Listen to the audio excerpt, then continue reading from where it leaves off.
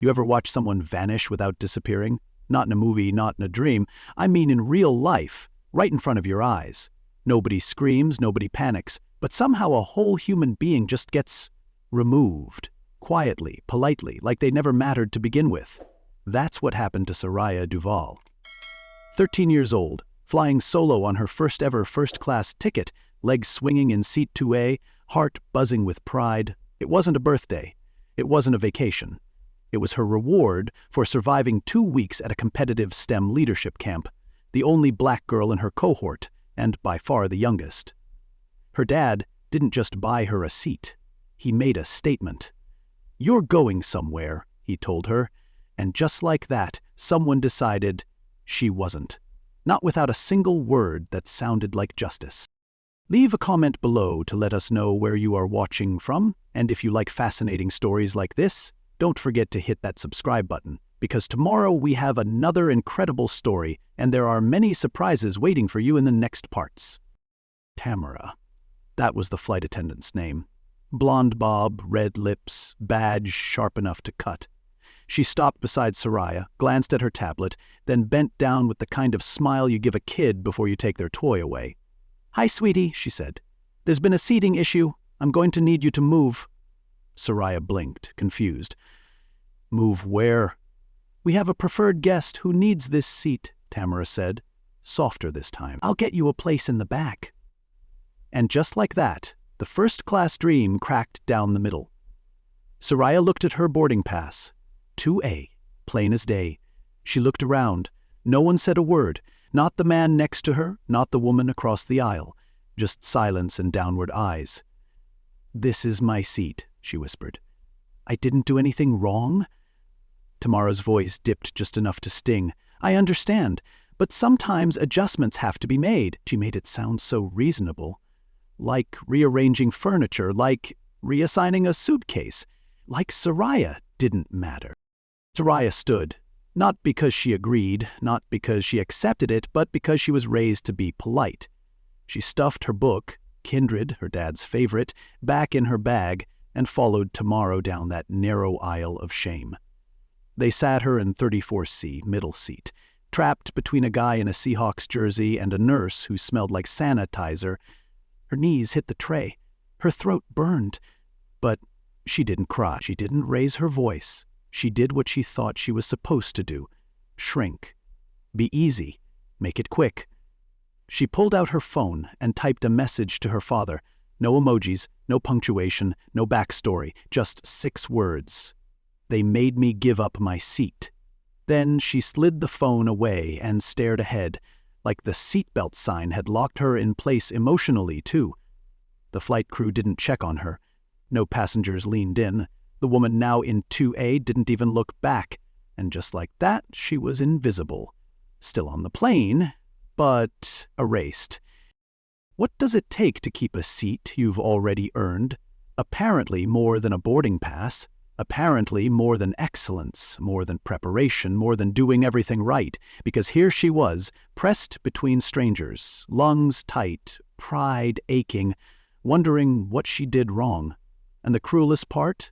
She hadn't done a thing. She didn't yell, she didn't resist, she just moved. The injustice wasn't in the volume, it was in the volume of silence that followed. No one defended her, no one objected. It wasn't just about the seat, it was about what that seat symbolized, that she belonged up front, that she was more than just tolerated, that her work, her wins, her identity deserved to be seen. But the world didn't clap for her when she walked to 34C. It barely noticed. And that's what stung. Like being erased from a photo you weren't even allowed to see first. Ever been told you don't belong? Not with words, but with silence. Because silence is slick. It hides in smiles and shrugs. It plays dress-up in standard procedure, and it leaves no fingerprints, just bruises you can't explain. This story isn't about a plain seat. It's about how easily the world decides who fits and who doesn't. How fast people will watch you lose your place and say nothing. And how deep the message goes when no one... This isn't about outrage. It's about recognition. It's about that feeling in your chest when you're sidelined with a smile. It's about knowing you earned something and still watching it slip away while everyone pretends not to notice. That feeling? That's what we're fighting. Not just for Soraya. For every kid who's ever been taught to sit down, be quiet, and disappear, when they should have been told to take up space. So if you're reading this and it hits something deep, don't just nod. Speak, share, stand, because someone out there just got moved, and they're wondering if anyone noticed. Let them know you did. Leave a comment below to let us know where you are watching from, and if you like fascinating stories like this, don't forget to hit that subscribe button, because tomorrow we have another incredible story, and there are many surprises waiting for you in the next parts. Rennick Duval sat still, not frozen, focused.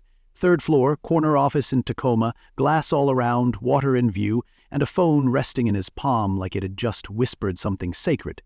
The text from his daughter wasn't long, wasn't loud. They made me give up my seat. No periods, no follow-up. Just a pressure drop in 6 words, and yet it told him everything. His hand hovered for a moment above the desk, then returned to rest lightly atop a stack of grant proposals. The man was a builder by trade, a systems strategist by instinct. He didn't raise his voice, he didn't slam drawers, he didn't need to. His silence wasn't empty. It was loaded, with resolve, with questions, with a kind of knowing only a black father could carry when the world treats his daughter like she came with an asterisk. He tapped once on the screen and found the name he was looking for. Dorian Sedgwick, board member at Altisphere Air. Rennick hadn't called him since that renewable energy summit in San Diego. Their bond had never been daily. It didn't need to be.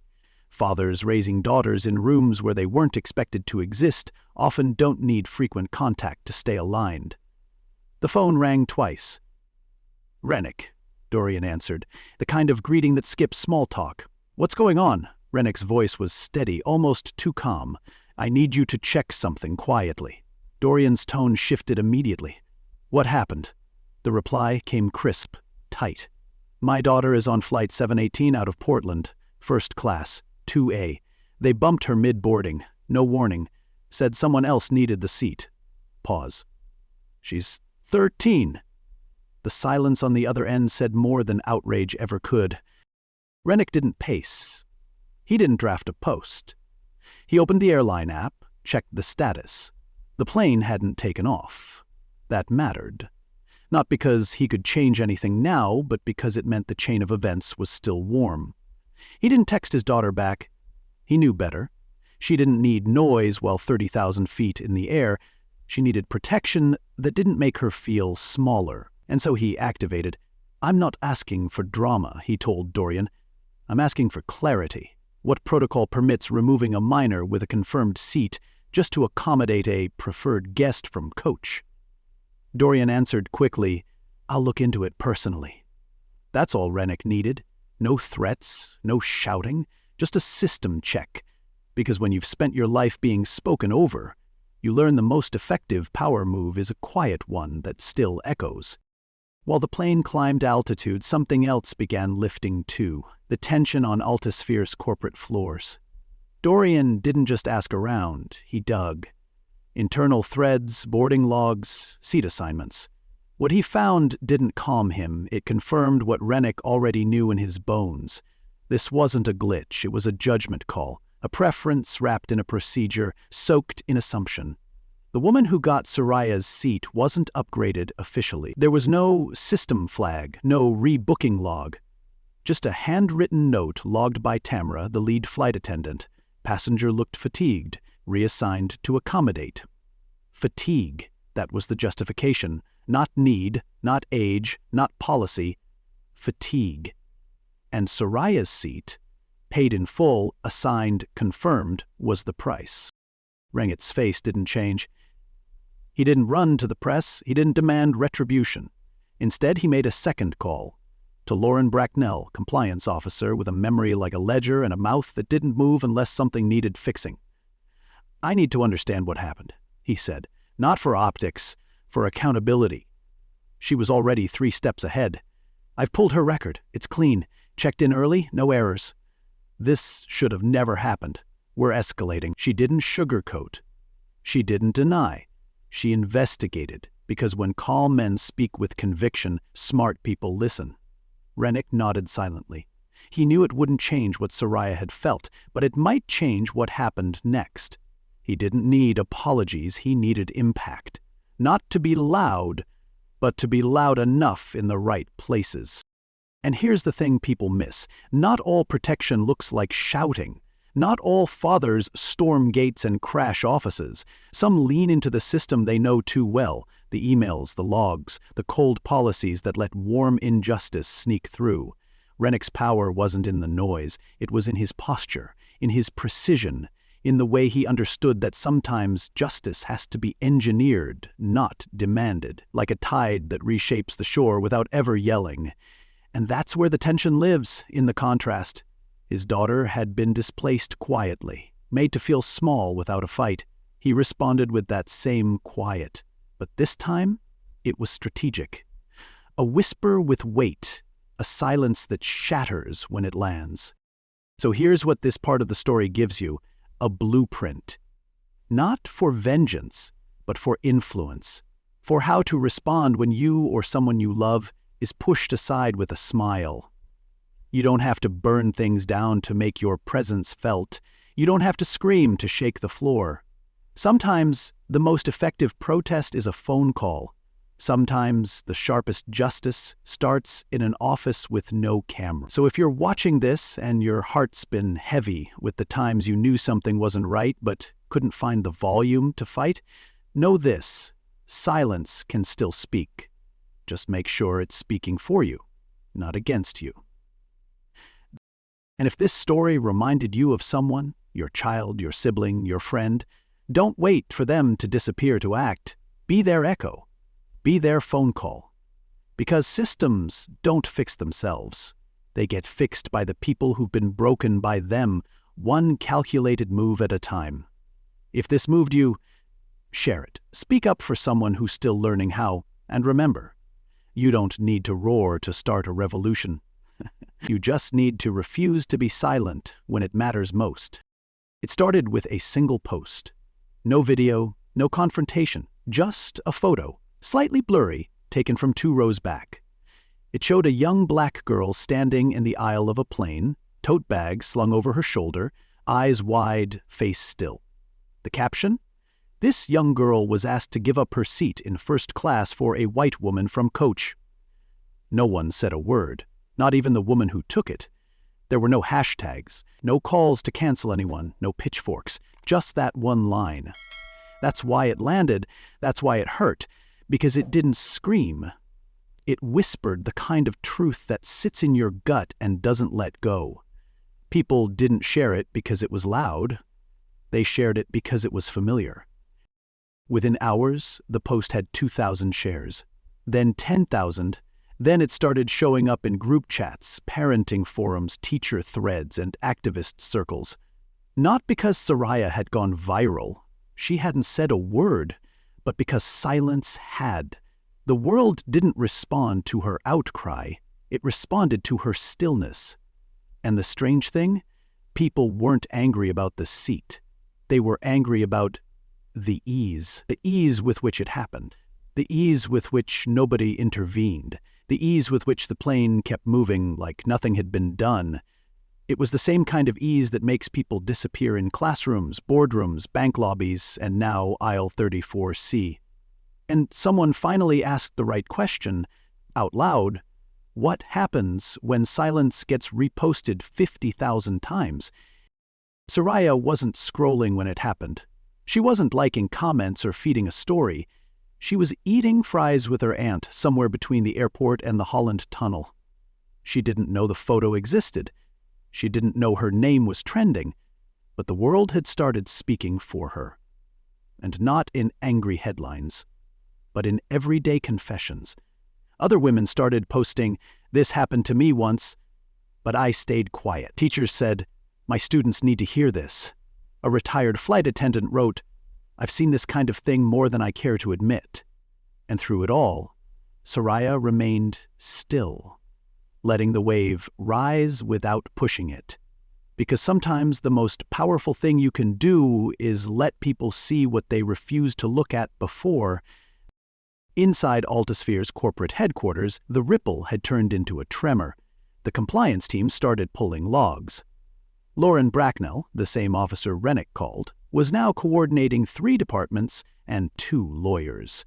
It wasn't just about who moved a passenger, it was about how no one documented it properly.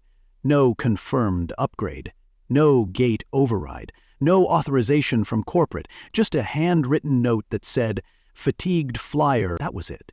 That was the reason someone erased a child from the seat her father paid for. Lauren didn't raise her voice. She didn't throw anyone under the bus. But she wrote one sentence in her internal memo that hit harder than any headline. This wasn't one error. This was a death by 1,000 policy shortcuts. As the threads unraveled, new inconsistencies surfaced. Tamara, the flight attendant, had flagged the reassignment herself. No protocol, no backup. The manager on board admitted he didn't verify the seat. She told me it was a booking issue.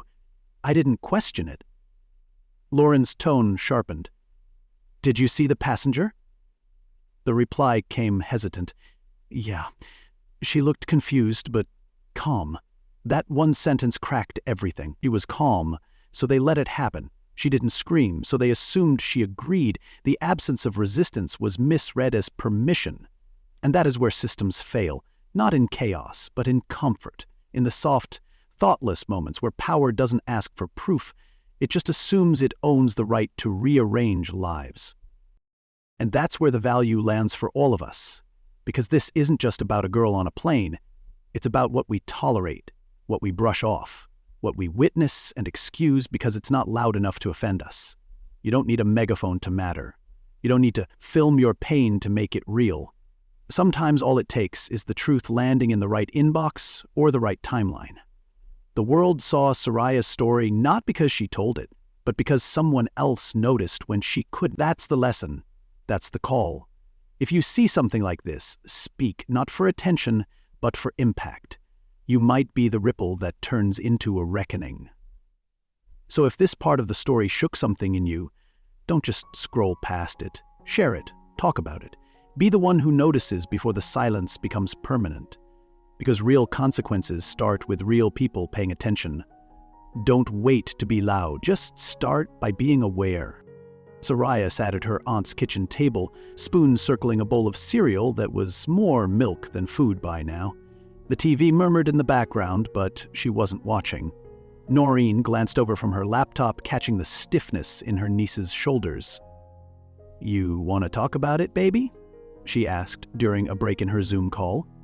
Soraya shook her head but answered anyway, voice barely above a whisper. "I didn't make a scene. I just moved." That sentence dropped between them like a stone. Heavy. Final. Noreen didn't press. But later, when she was alone again, Soraya felt it in her chest. A quiet burn, the kind that doesn't hurt until you try to speak. She carried the moment like a stone in her pocket. Too heavy to show, too small to throw.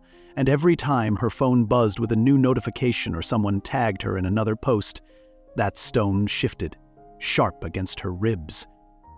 What Soraya didn't know was that hundreds of miles away, the truth was cracking open. Lauren Bracknell's audit team had finished combing through the logs, and the story on paper didn't match the story the crew had told. The woman who took Soraya's seat hadn't been rebooked. No elite flyer status, no documented fatigue request, just a handwritten note in Tamara Gibbons's file that said, "Deserves to be comfortable." That was it. No confirmation, no override from corporate. Tamara had made the call, alone, and that's what scared Lauren most. Because this wasn't a system failure, it was a system working exactly as it was allowed to. Soft authority, quiet bias. An unspoken equation, one girl's discomfort weighed against another woman's preference. And someone decided without question whose comfort mattered more. No data, no policy, just a judgment call wrapped in a professional smile. The onboard manager, Martin Reese, had more to say now. "Tamara flagged the kid's seat, said the woman had been bumped on a previous leg, claimed corporate told us to prioritize her. Lauren pressed, "Did you confirm any of that?" His pause was longer this time. "No. I asked if the girl had the wrong boarding pass. Tamara said it was a mix-up. She said she'd handle it. That was the pattern. Everyone deferred. Everyone trusted a quiet voice. And no one questioned it because Soraya didn't scream, she didn't push back, she was calm, which in that moment made it easier to erase her. And here's the question that matters now. Who gets called deserving and who gets called disruptive? Because when the only voice in the room is the one with authority, silence isn't just complicity, it becomes a weapon. Eventually, the pressure reached corporate's ceiling. Staff were quietly suspended. Tamara disappeared from internal systems. Martin was placed on leave, and Brenda, the gate supervisor who authorized the override, found her badge deactivated before noon. Altisphere Air released a statement the next morning. "We are reviewing an incident involving a seat reassignment on Flight 718. We are committed to equitable treatment and have removed the involved personnel from duty pending investigation." But no one bought it. The comments poured in. "Too late. If she had been your daughter, would you call this a review?" The coldness of the language did more harm than good, because people weren't looking for polished PR. They were looking for proof that someone, anyone, had truly seen that girl standing in the aisle. But the apology didn't name her. It didn't even name the action. Just a vague nod to something unfortunate. And that's what set the internet ablaze. The cost of being polite is invisible until someone tallies the bill. Soraya did everything right. She was respectful. She followed instructions. She didn't make noise. But even in her compliance, she was punished. Because good behavior doesn't always shield you. In fact, it sometimes makes you easier to remove. Because the world doesn't always reward quiet. It exploits it. It counts on it. But here's the twist. Truth doesn't need volume. It just needs traction. And once it gets it, silence doesn't protect anyone. It exposes them. Being good doesn't guarantee protection. Being silent doesn't guarantee peace. But truth? Truth always leaves footprints. And they can't be swept away with a press release. So here's your invitation. If you've ever taught a kid to be quiet when they feel disrespected, rethink that lesson. If you've ever been told to let it go because it's not worth the drama, rethink what that silence costs. Because somewhere, a girl like Soraya is doing everything right and still getting pushed aside. And what she needs isn't your pity, it's your presence. If this story struck a nerve, don't soothe it away. Follow it. Talk about it. Share it with someone who needs to remember that politeness should never come at the price of dignity. Don't just be kind. Be loud when it counts. Be just when no one's looking, because next time, that aisle might be yours. The auditorium lights flickered once before settling into a warm, muted glow. It was career week at Thornton Middle School in Teaneck, New Jersey, and most of the 8th graders in plastic chairs weren't expecting much beyond the usual speakers. Bankers, nurses, someone's uncle who once opened a Subway franchise. Then came Soraya Duval. She wasn't scheduled to speak. She wasn't even supposed to be there, just tagging along with her Aunt Noreen, who taught math. But when a counselor heard she'd just completed a STEM leadership camp across the country, they asked if she'd mind saying a few words. She stood up slowly, tugging at the sleeves of her oversized hoodie. Her voice, when it came, was soft but clear. "I'm Soraya. I'm 13. I just finished a science and tech camp in Oregon." There was polite nodding, the kind that says, "Cool, next." Then she added, "And last week I gave up something I earned. A seat, a space, a place that was supposed to be mine. No one asked if the person who took it earned it. They just asked me to move." The room quieted like someone had pressed mute. She didn't name the airline. She didn't need to. She didn't describe the woman or call out the flight attendant. She wasn't there to drag anyone. She was there to explain what she learned. Not just about flying, but about belonging. "It wasn't about a chair on a plane," she said, pausing to meet the eyes of a girl in the front row who had been chewing on her hoodie string. "It was about who people expect to see in certain places." and who they think must have gotten there by accident. Her words didn't rise. They didn't swell with anger, but they landed. Sometimes the world hands you an eraser and dares you not to vanish.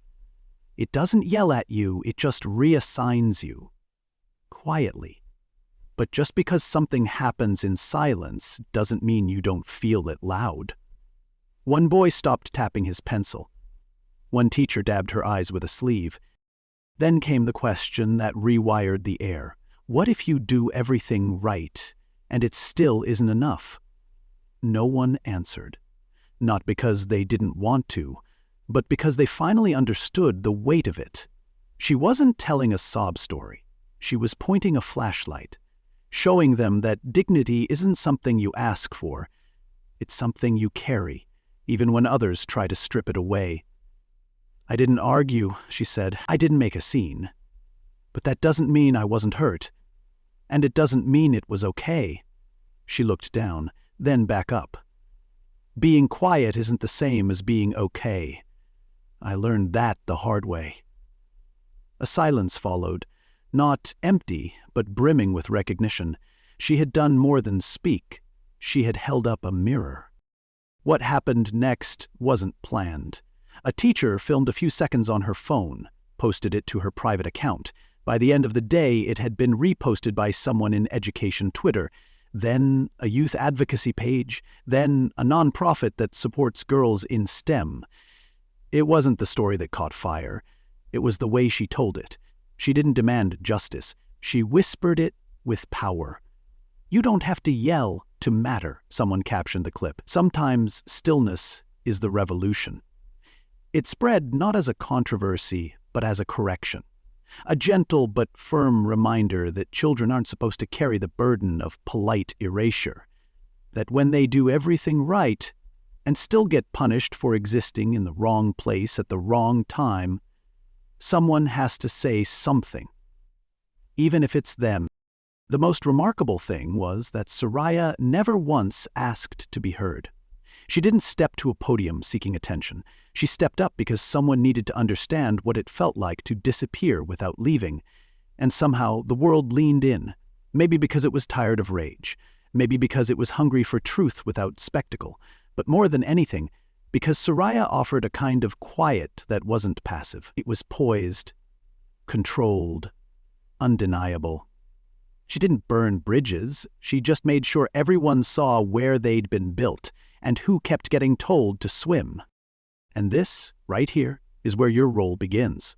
Because the next time a child tells you they were moved, off a seat, out of a space, away from their worth, don't ask them if they screamed. Don't wonder why they didn't fight. Ask instead, why were they put in a position to need to? Your power isn't measured in how loud you speak. It's measured in what you say when the moment calls for courage. Sometimes the whisper is the revolution. Sometimes the softest voice in the room delivers the deepest shift. So if Soraya's words touched something in you, don't let them stop at empathy. Let them echo into action. Listen for the kid in your life who might be holding a story in their pocket like a stone. And when they're ready to speak, even if it's just a whisper, be ready to amplify it. Soraya sat cross-legged on her aunt's guest bed, the glow of her phone lighting up her face in the hush of evening. Her fingers hovered over the screen but didn't type. Article after article slid past her eyes, blurred headlines, reposted photos, tags she hadn't invited and names she barely recognized. There she was, over and over, in that now famous frame, standing in the aisle of Flight 718, bag slung over her shoulder, face caught between confusion and composure. She didn't take that photo. She didn't caption it. She didn't ask for her stillness to become a headline. But the world had reposted her anyway. Quiet grace, one article called it. A silent stand. Except she hadn't stood to make a point. She stood because someone told her to move. And now everyone was calling her brave for not disappearing. She didn't feel brave. She felt complicated. Back in Tacoma, Rennick sat in his home office, laptop open to a blank document in a folder marked journal. Not for press, not for Twitter, just a place to process. He typed, "Sometimes you want to believe that when your child does everything right, when she works hard, when she leads with kindness, when she earns her place, she'll be protected. But the world doesn't always work like that. Sometimes people need to be reminded that she belongs." He stopped, reread it, and saved it. No post, no share. Just a record of a father's private ache and his public clarity. Meanwhile, 2 floors above the Altisphere boardroom, a strategy team scrambled to manage perception. But inside that boardroom, Lauren Bracknell told the CEO the hard thing they didn't want to admit out loud. "Policy didn't fail," she said, closing her folder. "Priorities did. There was no rebuttal, just silence, the kind that finally listened." Soraya hadn't spoken to the press. She hadn't accepted interview requests or offers to turn her experience into content. She wasn't interested in becoming a movement. That word felt too heavy, too loud, too far from who she was. What she wanted was smaller, truer. She wanted space to just be. Not a symbol, not a warning, not a lesson. Just a girl who had flown home, gone to school, eaten cereal, and existed in the quiet that came after being seen too much by people who hadn't seen her at all. That night, she tucked her phone under her pillow and stared at the ceiling. She wasn't silenced. She wasn't erased. But she was still. And that stillness wasn't absence. It was presence. Her way of staying grounded, even when the ground had felt like it moved under her feet. Somewhere across the country, a girl Soraya would never meet sat at a kitchen table, reading the article her older sister sent. She stared at the image of Soraya in the aisle, then at the quote beneath it. "You don't have to yell to be heard." And something in her shifted. She didn't post, she didn't comment, but later that week, when a teacher mispronounced her name for the 5th time and moved on like it didn't matter, she corrected him calmly, firmly. "It's Layla," she said, "not Lila." And when the room went quiet, she didn't shrink. She sat taller, just a little, just enough. Because sometimes the stories we don't ask for become the stories someone else needs. And sometimes the quietest moments carry the loudest echoes. This is the echo. This is the part of the story that doesn't shout, but still demands to be felt.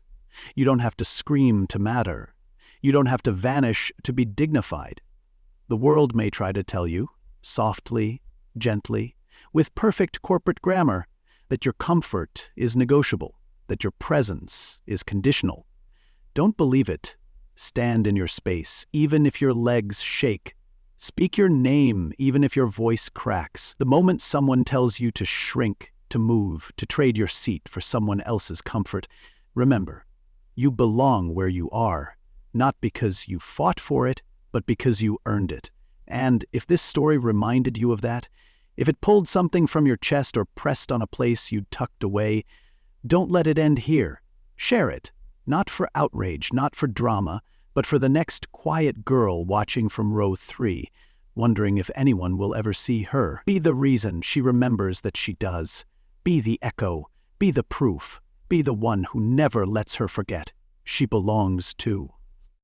Leave a comment below to let us know where you are watching from, and if you like fascinating stories like this, don't forget to hit that subscribe button because tomorrow we have another incredible story, and there are many surprises waiting for you in the next part.